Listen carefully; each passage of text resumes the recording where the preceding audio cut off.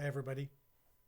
About 40 years ago, regulators allowed people to attach their own devices to networks.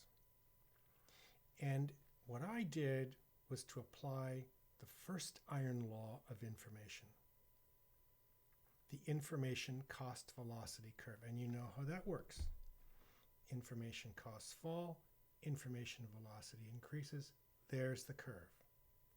Who's ever furthest down on the curve wins. Very simple. But when you apply the information cost velocity curve to these things, you can say, as I did at the time, I told all of the CEOs of all the world's major communications network operators, once this gets powerful enough down that curve, the polarity of the network will be reversed. And you better have a business plan and a business model for when that happens to you. Because if you don't, now, we're in a very interesting new situation today. And when you apply the information cost velocity curve to devices in the network, the first thing that becomes obvious to you is that the network must flatten, again, in two dimensions. It flattens topologically as the network polarity shifts to the device, and this becomes the network controller. And it is flattened financially because the pressure of the cost velocity curve and the flattening and the explosion of device numbers means that this financial piece, the asset ownership, must be distributed in order to manage risk intelligently. This is not complicated stuff. So what we have for the last 25 years, starting with classic innovators like Crown Castle, is the shared asset base on which the devices could rest in order that risk be managed. Okay.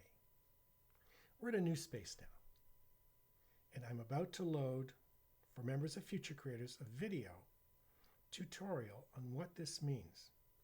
It's this. With the flattening in the two dimensions, you have a new transaction space, completely new transaction space. The transactions, and I'll show why, don't look anything like the ones that precede it. Big news. If you don't understand this transaction space, its structure, how it operates, who wins, who loses, you don't understand the FANGs, or the FANG wannabes like Disney, and soon Walmart. You've got to see our video case study on Walmart to truly understand how far this new transaction area goes.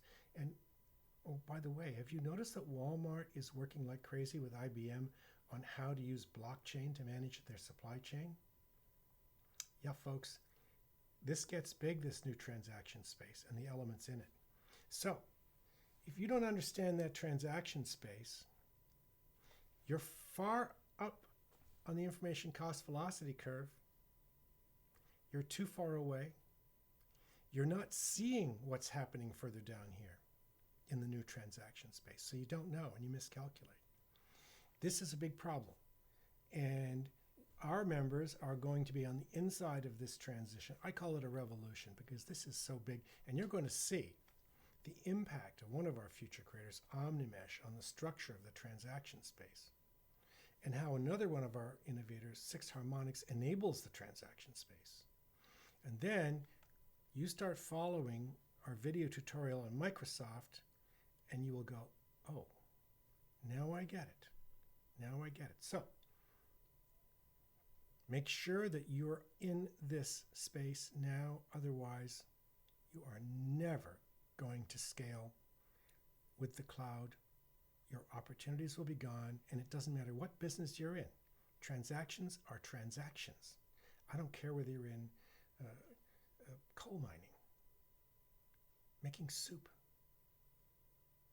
integrated circuits, doesn't matter to me. Everyone will be affected, so stay tuned.